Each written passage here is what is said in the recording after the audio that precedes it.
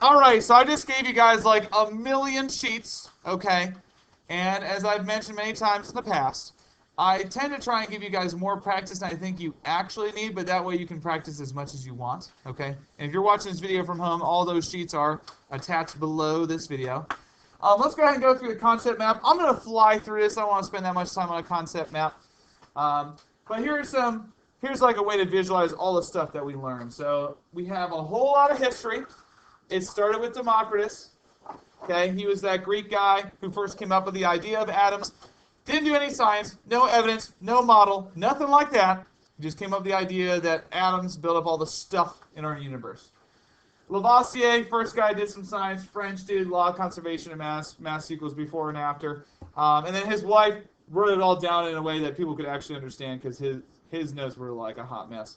But then, the French Revolution happened. He got his head cut off. Good times. Proust, our water's better than your water, blah, blah, blah. Turns out everybody's water is 2 H's, 1 O. A lot of different proportions. Dalton tied a lot of that stuff together with his atomic theory. And he was the very first one with a model, that's right. And it was the marble. How do I draw his marble model? Just by going like that. Okay, just draw a little circle. All good. Then Thomson discovered the electron, so now we got this positive blob with the negative sprinkles on it. He called it plum pudding. Rutherford, which was a big hitter here, he did a lot. So he did the gold foil experiments. Not only that, he found the nucleus. Okay, so that's a part of the atom that he found. Not only did he find a nucleus, but he learned 3 things about the nucleus. That it was dense, that it was small, and that it was positively charged. And on top of that, he learned that the atom is mostly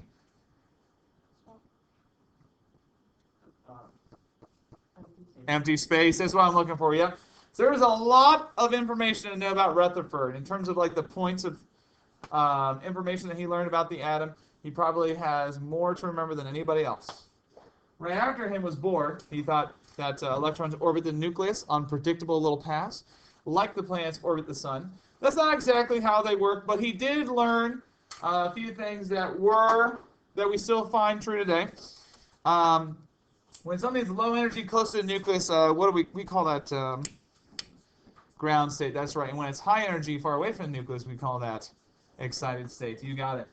And old James Chadwick, aka Jimmy Neutron, discovered that neutron. Good times. Now, other things you don't want to forget. Okay, you want to remember that the Z, the atomic number, and the number of protons are literally the same thing, okay? It's not like, oh yeah, they're used, lots of times will end up being the same number depending on the problem. Like, no! The Z, the atomic number, the number of protons are literally the same thing, okay?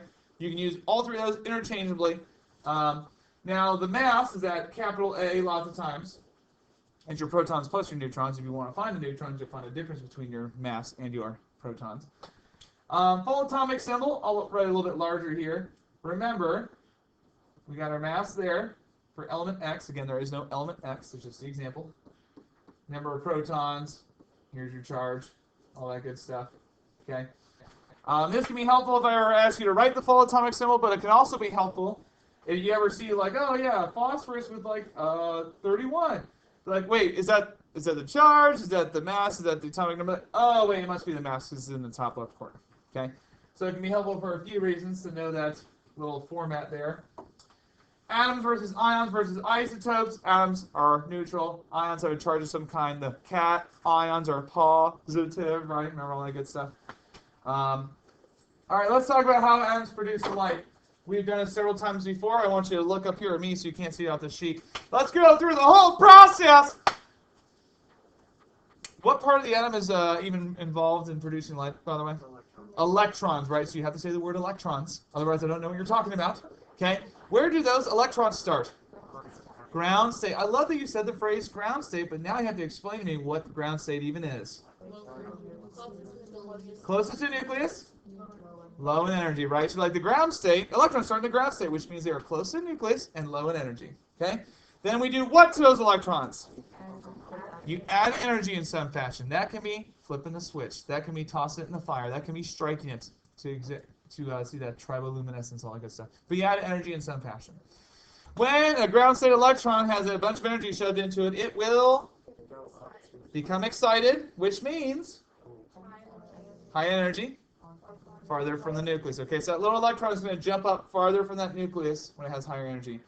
What goes up must come down. And so that little, what is it again, the part of the atom? It's the electron. Where is it going to go from what to what?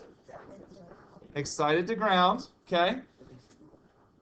And that extra energy it has that we gave it, it'll release it as a photon. What is a photon? A little packet of light energy, right? And then, reds and violets and greens. Where do we get the different colors, though? Different amounts of energy, okay? So a photon that gives off that red light is a low amount of energy, whereas like a medium one might be green, a higher one might be violet, that kind of thing. Yep. You got to be able to talk to me about that process in your sleep. You got to be able to drop the ground state, the excited state, the photon terms, but also tell me what those mean. Okay. Alrighty. And we also would need to talk to me about, your orbitals, your SP, D, and F. Hey, what are the 3 pieces of information I always need to know about orbitals, by the way? What is an orbital?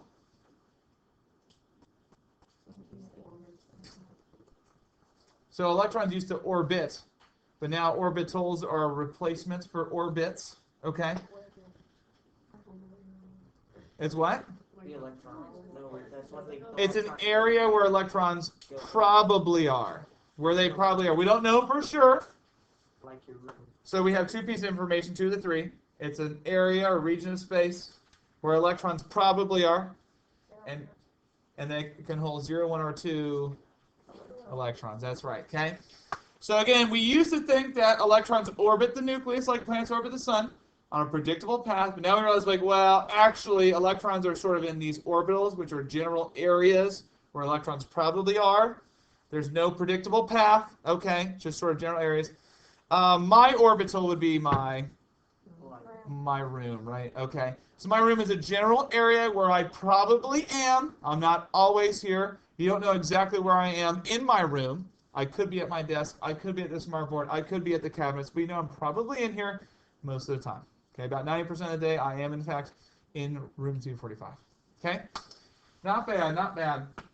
And then, you want to know about your off-bow versus your Hund's rule. Okay? Off-bow's principle talks about how electrons are always in that lowest energy state. Electrons are kind of lazy, and they want to be at the lowest energy possible. There is a brief exception to that when electrons become excited, right? They violate off-bow's principle briefly, and then they do immediately fall back down, okay, because of off-bow's principle. And Hund's rule, that's the one where electrons don't like each other, and they're not going to double up if they don't have to. So electron 1, 2, and 3 in this situation, like, yeah, we're all separate. And number 4 is like, dang it! It'll double up because it has no choice, but they won't do that until they have no choice. Not bad, not bad. Well, let's go ahead. Let's take a look at our review sheet here. Okay. So here's our review sheet again. Many of you guys grabbed this off Friday. So just some key things again. Remember your A versus your Z. Remember that. Remember your full atomic symbol. Okay, again. Yeah. Remember protons, and then you got the charge over here. That'll be really helpful. And then, know how to find number of protons, neutrons, electrons, all that good stuff. Well, let me see here. Let me show you what handout you guys are actually going to get on the test. Let me show you what you're going to get on the test, because that'll be helpful for this review sheet. This is literally the exact copy that I printed off for you guys in person. Okay, here's what it looks like. The last page of your test tomorrow will just be a periodic table on one side that you can just rip off. Okay, it just says unit test handout at the top. A lot of my students who do well in this test historically, they'll sit down, they'll wait for their test. I hand them the test, they pull off that back page nice and gently so they don't mess up their staple. And then they immediately just like, yep, protons minus electrons equals my charge. And then they're like, protons plus neutrons equals my mass. And they're slapping like a full atomic symbol on there. And whatever else they want to remember. Okay? You can write all over this thing. I don't care what you do to it, okay? Just write all over it. You will be turning it in separately. So when you turn in your test tomorrow, test A, test B, and a pile for your periodic tables. Okay? I'll just be simply recycling them. Nothing on the periodic table will be graded. On the other side of your periodic table tomorrow, so this will be the back of the test that you'll be able to see right when I plop it face down for you. It'll just be some orbital charts, okay? Or you call them bubble charts. At the bottom, I'm super clear. These orbital charts are optional. Use if you want. So some people like to use these to kind of figure out their electron configurations, you know, the little 1s2, 2s2, all that stuff. Nothing on this sheet will be graded. So I'm not going to grade anything on that back page you guys tear off. Okay, it's just there for your use. Some people barely look at their periodic table and their orbital charts. Some people use them constantly. You know, whatever you want, okay? Just nothing on this sheet will be graded at all. It's just there for your use. Are there any questions about that? Okay, great. Well, if we're going back to that review sheet here, so you may have written the full atomic symbol on your periodic table. You may not. You may write protons minus electrons equals charge. You may not. Write what you need, okay? Let me see here. Different things. You know, alpha versus Huns. Lots of history there. For the models that you might need to know, I would have at least 4 or 5 models in your pocket, ready to go at a moment's notice. Okay? What do I mean by having the model in your pocket? Well, here's all the information that I would include. Let's say I pick this model right here. Okay? This is Rutherford's model. All right? So drawing that is great.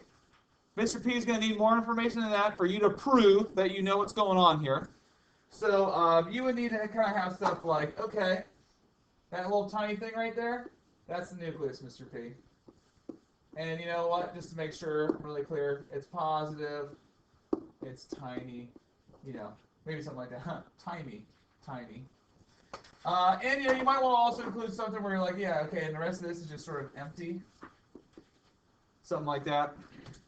Okay, and then you might want to slap a little trademark, Rutherford, whatever. You don't really have to write the TM, I'm just being goofy, but if you want to make it clear to me whose that is. And you know, you would also want to know, hey, he kind of came up with that from his gold foil experiment, that kind of thing. I picked the most complex one, or not the most complex model, but the one with maybe the most piece of information to include, because it's review day, trying to get you as prepped as possible. But yeah, like Dalton's marble model, what are you supposed to do? Just like you draw the ball, be like, that's a marble, signed Dalton. Like there's not a whole lot to include about that, because as we all know, our models become more what over time? More complex, right? Because we're learning more information, okay? And so we're adding that information on every time. And so the model just starts off as like a marble, and then we add stuff to it over time. Absolutely no ground state, excited state. What's the difference between those two? What a photon is. Orbitals versus orbits. You absolutely want to be able to tell me the difference between those two. What they both mean. What we know to be true now. All that good stuff. You got to be able to do bubble charts and then their corresponding electron configurations down here. So again, you know, it's your 1s2, blah, blah, blah. You want to be able to do all that. Now, I've handed you guys a lot of different worksheets today. Not to overwhelm you, and these are not necessarily things I'm going to, well, not necessarily. I'm definitely not going to grade these review sheets, okay? I just gave you as much as I could think of to help you practice. Now, your orbital sheet charts number 2. Again, notice how these are all, we're assuming that they're neutral. When we assume an atom is neutral, we can know what about their protons and electrons. That they're the same, right? Okay, that's not always the case, because sometimes you get ions, blah, blah, blah. But if it's neutral, that will be the case. Now, if you flip to the back page of that, flipping to the back page, I'm going to pretend it's the back page here. Okay, we have a section that's like, okay, so we have our ground state versus excited. It doesn't tell you what element, because you can just pick whatever element you want as your example. So let's say I just pick a really simple element. Let me just say I go with lithium here, okay? Its atomic number is 3. We're assuming its charge is 0, so it also has 3 electrons. And here's what lithium's little guy looks like. 1, 2, and 3. Now, if I want to make it excited, notice what changes and what does not change. It's still lithium. What's the atomic number for all lithiums? 3. Does excited mean it's charged?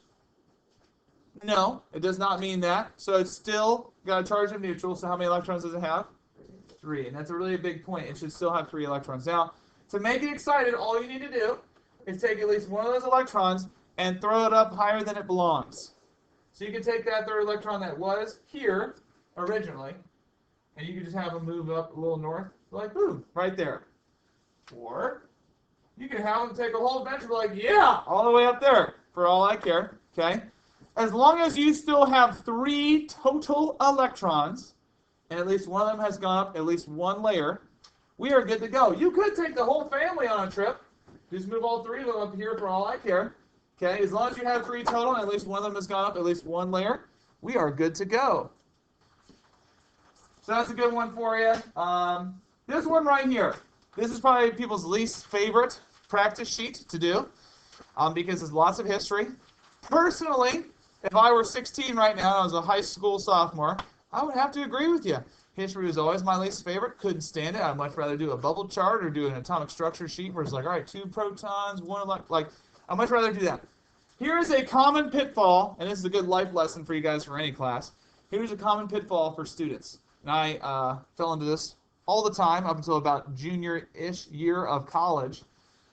It's very, very tempting when reviewing for a test. It's very tempting to practice what you already know. So some of you guys, let's say you're killing it with bubble charts, you're going to be tempted to do that bubble chart worksheet because you're like, all right, I'm going to feel confident, get some ego boost, blah, blah, blah, you're going to dominate it. And it's tempting to not do what you are the worst at because it reminds you you're not so great at it and you have some work to do, and it's not a great feeling, okay? But a lot of you guys, the history might be the weaker section of Unit 4 for you. You should really go to town on this, okay? Go nuts, draw the models, remember the experiments, all that stuff. It'll be a slightly painful process if you don't like history or if it's weaker for you, but not nearly as painful as getting to the test tomorrow and leaving a history question or 2 blank. Now is it, right? Because this isn't for a grade, this is just to help you. This is just to help you. So I strongly encourage you guys to do that. And lastly, let's go ahead and take a look-see at our overall total points and questions. We mentioned this on Friday. Alrighty. Your test will be 14 questions, 76 total points, okay? And let's take a look, see all the things that'll be on that test for you tomorrow. So, again, element charts. So that's the number of protons, neutrons, electrons, charges, mass. We've seen those on Bellworks like a million times. Like a million times. It's like the chart you've seen, okay? Always be able to calculate any of those things here. Electron configuration, so again, that's your 1s2, 2s2, 2p6. As long as you know how to do that using a bubble chart, you're fine. Okay, you never have to memorize the bubble chart during Unit 4. Aufbau versus Huns, orbitals versus orbits. What is the difference between those two? What do they each mean? How are they different? Which one do we believe now? Okay. Bohr and Rutherford, I'm really going to emphasize these guys. These are the 2 heaviest hitters in terms of the atomic history. Absolutely know what they did. Absolutely know what their models are. Absolutely know what they found, okay, and what they changed, all that good stuff. Ground state versus excited. How an atom gives off light. If you don't realize that I'm emphasizing this by now, I think you've been sleepy for like 3 weeks straight, okay, because we've talked about that quite a bit. So make sure you can do that in your sleep. How do electrons move now versus what Bohr thought? How does that change? And again, you'll be using a periodic table, but it'll be a test copy. I already showed that to you. So just make sure you know what you're getting yourself into. Do I have any questions at this time before I let you guys work for a little while on your own? Okie dokie. So I'm just going to come around, check in with you guys. I might make another announcement or 2 towards the end of the period to kind of like emphasize another problem or so. But go ahead and get cooking. You do not have to fill out all of these sheets necessarily, but you do have to work for the entire rest of the period while you're on my time. All right, let's get her cooking.